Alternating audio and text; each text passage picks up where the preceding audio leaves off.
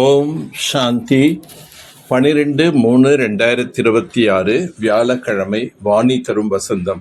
இனிமையான குழந்தைகளே, இந்த படிப்பு வருமானத்திற்கான ஆதாரமாகும். இதன் மூலம் நீங்கள் மனிதனிலிருந்து தேவதையாக ஆகின்றீர்கள். 21 பிறவிகளுக்கு உண்மையான வருமானமாகிவிடுகின்றது. பாபா சொல்லக்கூடிய இனிமையான விஷயங்கள் எப்போது தாரணை ஆகும் என்றால், எப்போது புத்தியில் மற்றவர்களுடைய வழி அல்லது தனது மனதின் வழியின் தாக்கம் இல்லாமல் இருக்குமோ அப்பொழுதுதான் தாரணை ஆகும். எக்குழந்தைகள் கேள்விப்பட்ட விஷயங்களின்படி நடக்கின்றார்களோ அவருடைய புத்தியில் தாரணை ஆக முடியாது. ஞானத்தை தவிர எதையும் யாராவது சொல்கிறார்கள் என்றால் அவர்களை எதிரியை போன்றவர்களாக பொய்யான விஷயங்கள் சொல்பவர்கள் நிறைய பேர் இருக்கிறார்கள். ஆகையினால் தீயதை கேட்காதீர்கள், தீயதை பார்க்காதீர்கள். மனிதனிலிருந்து தேவதையாக ஆகுவதற்காக ஒரு தந்தையின் வழிப்படியே நடக்க வேண்டும். பாரதவாசிகள் மிகவும் புத்திசாலிகளாக இருந்தனர். இப்பொழுது எதுவும் புரியாதவர்களாக ஆகிவிட்டார்கள். இப்போது புத்திசாலி யார் என்ற கேள்வி வருகின்றது.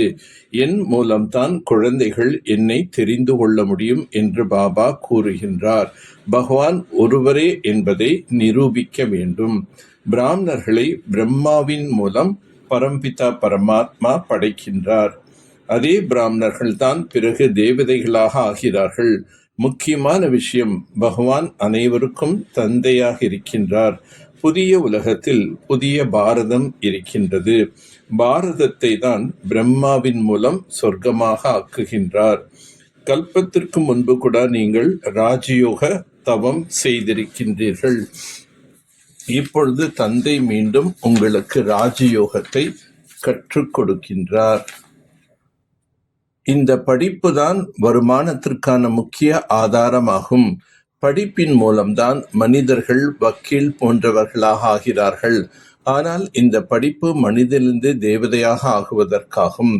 முழு கல்பத்திலும் ஒரே ஒரு முறை இதே போல வந்து நான் புரிய வைக்கின்றேன் என்று பாபா கூறுகின்றார். மற்றும் அநேக தர்மங்களின் விநாசம் ஒரு தர்மத்தை ஸ்தாபனை செய்ய வைக்கின்றேன். பக்தி மார்க்கத்தில் சிவ ஜெயந்தி கூட கொண்டாடுகின்றார்கள். சத்தியுகத்தில் திரேதாயுகத்தில் கொண்டாடுவதில்லை. நீங்கள் கூட மாஸ்டர் ஞான கடலாக ஆக வேண்டும். அன்பு கடலாகவும் சுக கடலாகவும் இங்கேயே ஆக வேண்டும். யாருக்கும் துக்கம் கொடுக்க கூடாது. மிகவும் இனிமையானவர்களாக ஆக வேண்டும். முற்றிலும் கசப்பானவர்களாக விஷம் போல் இருந்த நீங்கள் இப்போது நீங்கள் நிர்விகாரி பிராமணர்களாக ஆகிக் கொண்டிருக்கிறீர்கள். தந்தை உங்களை மீண்டும் தேவதையாக மாற்றுகின்றார். யார் பிராமணர்களாக இருக்கின்றார்களோ அவர்கள்தான் பிறகு தேவதைகளாக ஆகின்றார்கள். இந்த விஷயங்கள் கூட யார் கல்பத்திற்கு முன்பு புரிந்திருக்கின்றார்களோ அவர்கள்தான் புரிந்து கொள்வார்கள். நீங்கள் தேவதைகளாக ஆகுவதற்காகத்தான் இப்பொழுது பிராமணர்களாக ஆகியுள்ளீர்கள். நல்ல விதத்தில் நினைவு செய்வதன் மூலம் குஷி இருக்கும். புரிய வைப்பதற்கு உழைப்பு தேவைப்படுகின்றது. புரிந்து கொண்டார்கள் என்றால் அவர்களுக்கு அதிக குஷி ஏற்படுகின்றது. எந்த குழந்தைகள் நன்றாக புரிந்து கொள்கிறார்களோ அவர்கள் நிறைய பேருக்கு புரிய வைத்து கொண்டே இருக்கிறார்கள். முட்களை மலர்களாக ஆக்கிக் கொண்டே இருக்கிறார்கள். இது எல்லையற்ற படிப்பாகும். ஆஸ்தியும் எல்லையற்றதாக கிடைக்கின்றது. இதில் தியாகமும் எல்லையற்றதாக இருக்க வேண்டும். குடும்ப விவகாரங்களில் இருந்து கொண்டே முழு உலகத்தையும் தியாகம் செய்ய வேண்டும். ஏனென்றால் இந்த பழைய உலகம் அழிய போகின்றது என்பதை நீங்கள் தெரிந்துள்ளீர்கள்.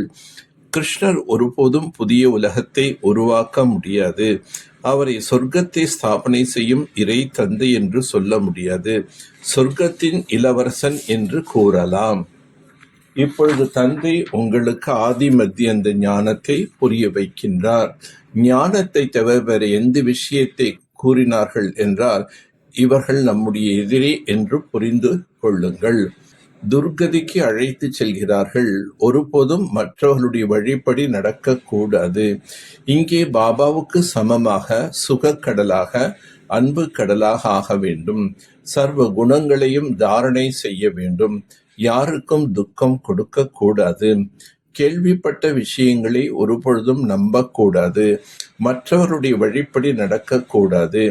தீயதை கேட்காதீர்கள், தீயதை பார்க்காதீர்கள்.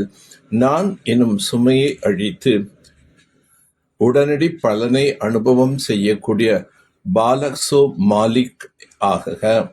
எந்த வகையிலாவது நான் என்ற அகந்தை எப்பொழுது வருகின்றதோ அப்பொழுது தலையில் சுமை வந்து விடுகின்றது.